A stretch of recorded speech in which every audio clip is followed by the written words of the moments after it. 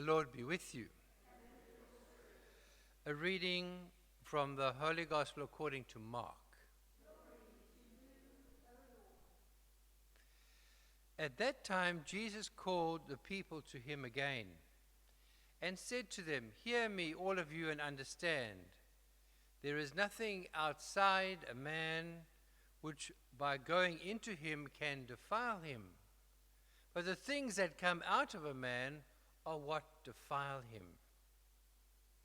And when he had entered the house and left the people, his disciples asked him about the parable.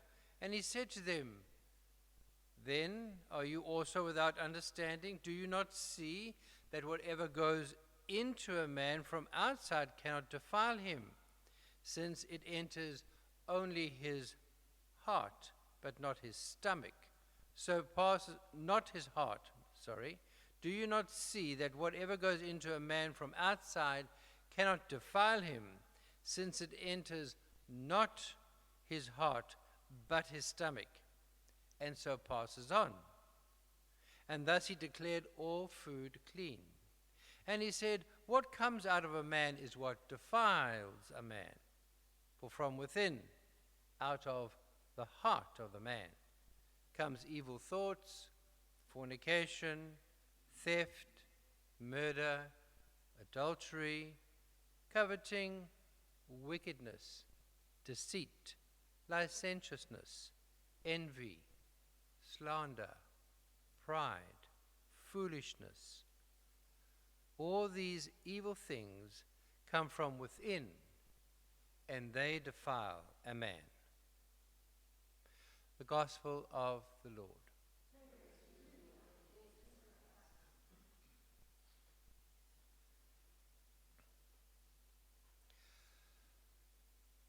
This gospel reading always reminds me of an ECG.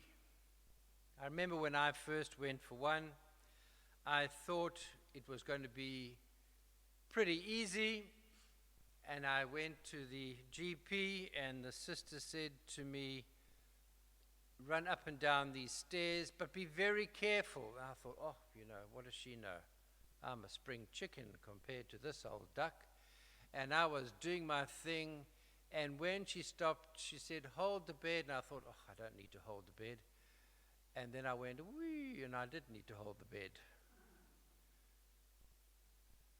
As often in my experience, the old ducks have so much to teach me that they leave me in shame of being so unwise and foolish.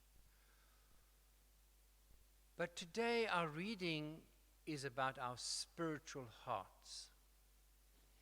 And I wonder if today we could do a spiritual ECG specifically on the way our hearts are feeling.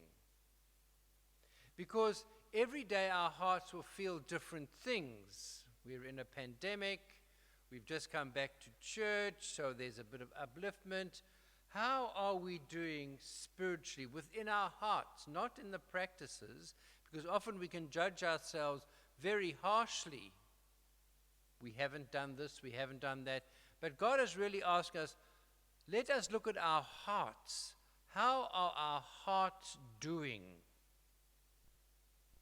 And the best way I have found to do this is to try and meditate as much as possible. And this is one of those meditations where you can, I feel, and should lie down. Because when you lie down, the rest of your body is in a state of rest. And then you can quite keenly start to feel the beat of your heart. I'm asking you to do this without getting your pulse, but to try and attune yourself to feeling how your heart is beating, and allow that to become your meditation. Ask yourself the question, what kind of heart, what is the condition of my spiritual heart? Because it's not about changing our hearts, it's about becoming aware of our hearts. Because if we feel that our hearts are filled with animosity or any of the things that they give here, slander, pride, foolishness, deceit, wickedness, fornication, adultery, theft, murder, coveting, then these things will automatically come up because they are automatically things that we know, and our spirit knows that we are doing and we should not be doing. So let us do a spiritual ECG today. Take just 5 minutes to lie quietly on your bed. If you fall asleep, it's because you're tired and you're not getting enough rest, and you should stay on your bed for as long as you feel you need to. Seriously. That's what a spiritual director once told me. He says, if you do a meditation when you are resting and you fall asleep, it means that you need the sleep. Don't chastise yourself. Okay? Once when I was doing this meditation, a priest friend of mine said to me, "You are sleeping a bit too long. Are you practicing for death?" But seriously, how are our hearts? This is a very stressful time. Family and friends are dying. We are worried about the COVID virus. So how are our hearts doing? And I think it's very important because our mouths are the entry point for the food that we eat, that we feed our bodies. But it's the exit point for us to understand how our hearts are doing. So listening to our heart will automatically allow our thoughts to come up, the things that are worrying us, we are concerned about, the things that we are chastising, the things that we are irritated about. These are the things that are indicators of how our spiritual hearts are.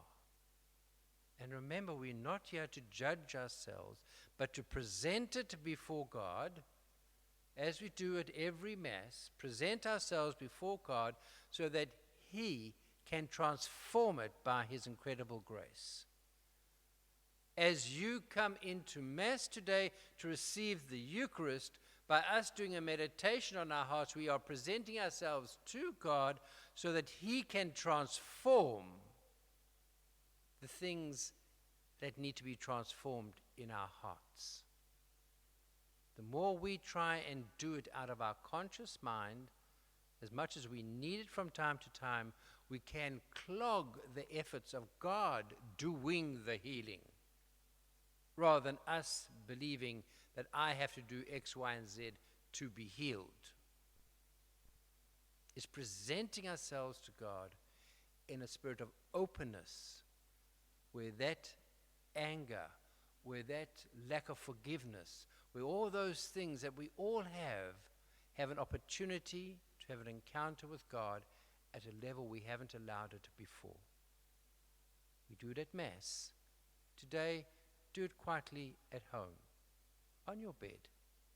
Relax, feel your heart, and ask yourself the question, ask God the question, how is my heart, my spiritual heart?